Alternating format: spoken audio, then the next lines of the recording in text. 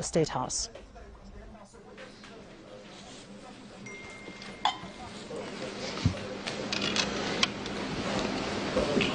Fellow Zimbabweans, once more I come back to you with further updates on the situation regarding the spread of the coronavirus, as well as on the measures we, as government, continue to take in response.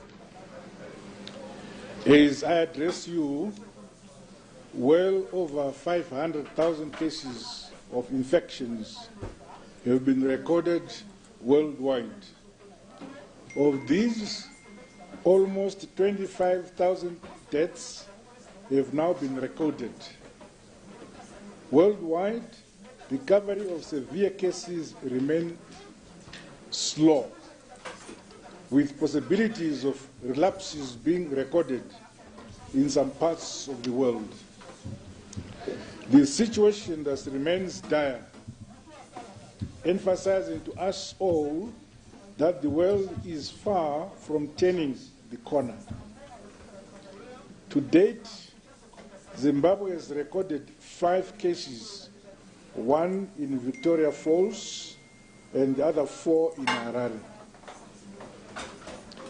As you are aware, we lost one of our citizens to the virus, a bright and a promising young man who today personifies the tragedy wrought by this virus and what can happen to our hopes and promises for the future in the absence of due diligence.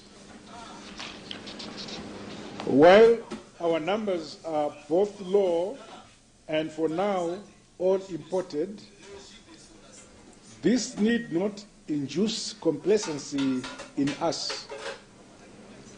COVID-19 is now upon us, and if experience elsewhere is anything to go by, can spread in leaps and bounds in so short a time. We are worried that even as our numbers remain low, there is possibility of wider community spread and transmissions. Further, in about 2 months' time, winter will be upon us, creating conditions ideal for more infections. We thus need to take decisive measures now against the pandemic, well ahead of likely danger. I have already indicated that some of the measures will be drastic and are sure to upset the daily routines of our lives as we have lived it until now. But they have to be taken with the new restrictive routines internalized by all of us, regardless of position in society. After all, the virus knows no class, color, creed, tribe, or region. In that regard, discriminating against or profiling other sections of our community is unnecessary, in fact, counterproductive. Following this week's government decision to create an ad hoc interministerial task force on COVID-19, I have received a handful of situational reports and recommendations from the said task force, including a slew of recommendations which were tabled today. The reports point to continued potential grave threats to our nation, thus requiring that we take further new preventive measures that will help us lessen the risk to all our people. Starting Monday, 30th March 2020, and subject to further review, Zimbabwe will be under a total lockdown for a period of 21 days. This means all our citizens are required to stay at home, except, of course, in respect of essential movements related to seeking health services, to the purchase and procurement of food and medicines, and for other essential supplies and critical services. Workers manning our essential services, including health services and outlets, emergency and security services, as well as operation of key utilities like power and water, are exempt from this directive. To ensure strict compliance, I have directed the national command element of our security arms to deploy as appropriate in support of civilian authority.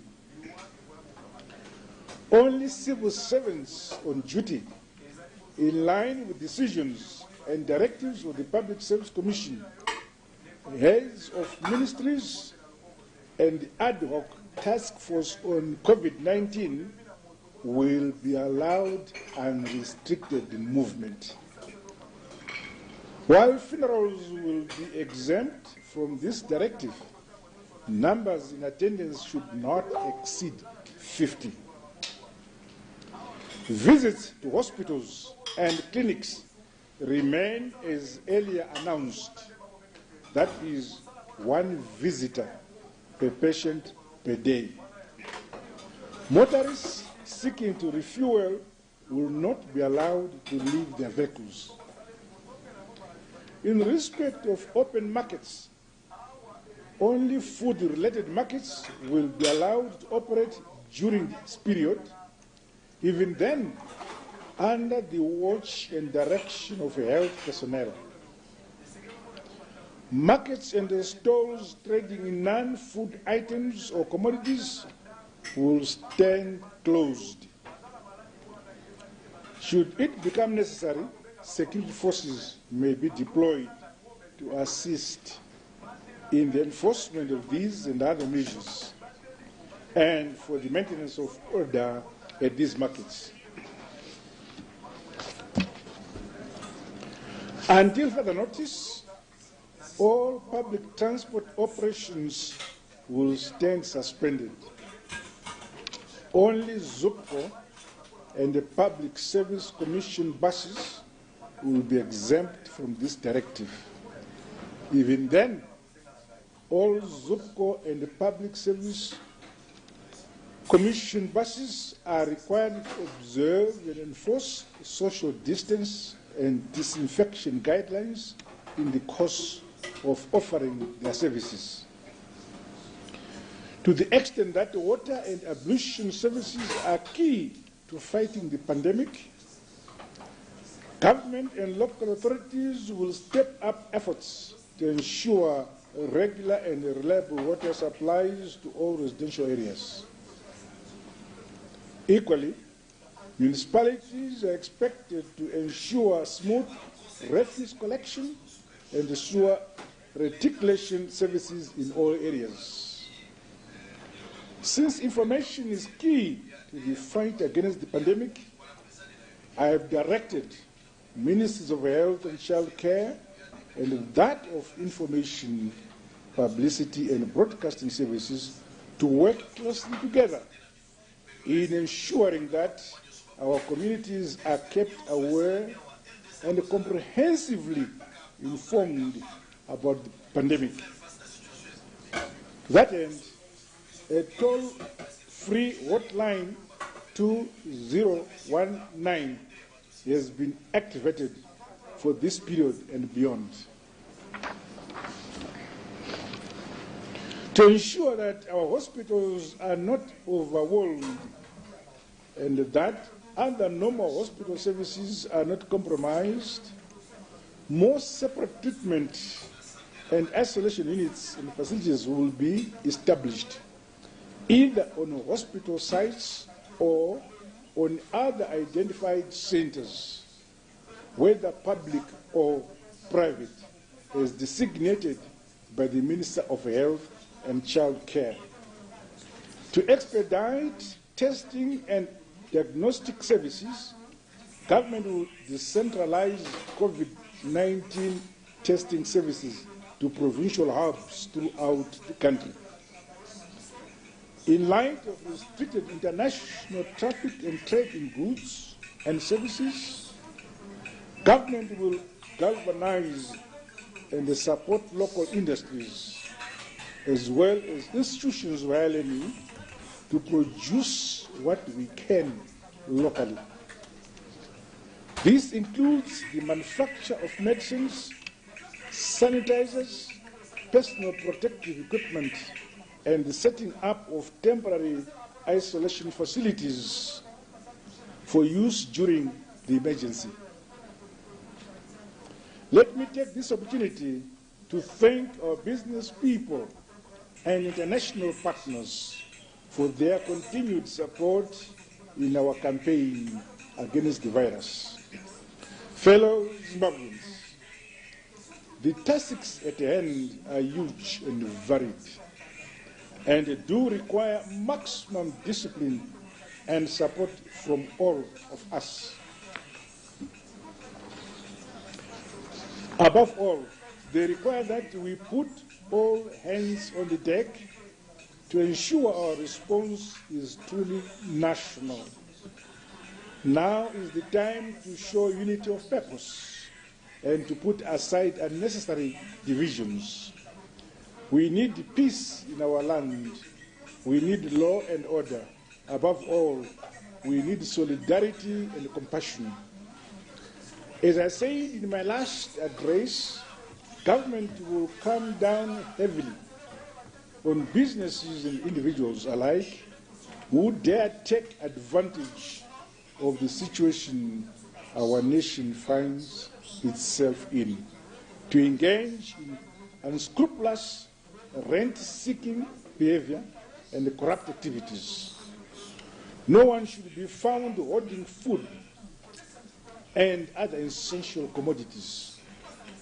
The long arm of the law will ensure that all those who do not take heed of this warning are brought to book without fear or favor.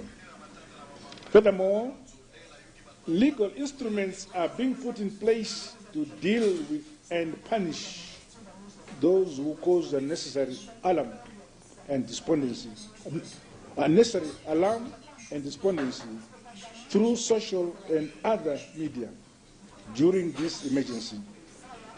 We all need to act responsibly.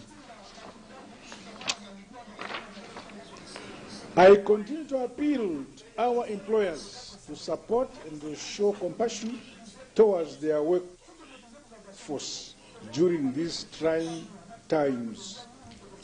On its part, government continues to explore more ways of supporting businesses and the economy to avert a recession.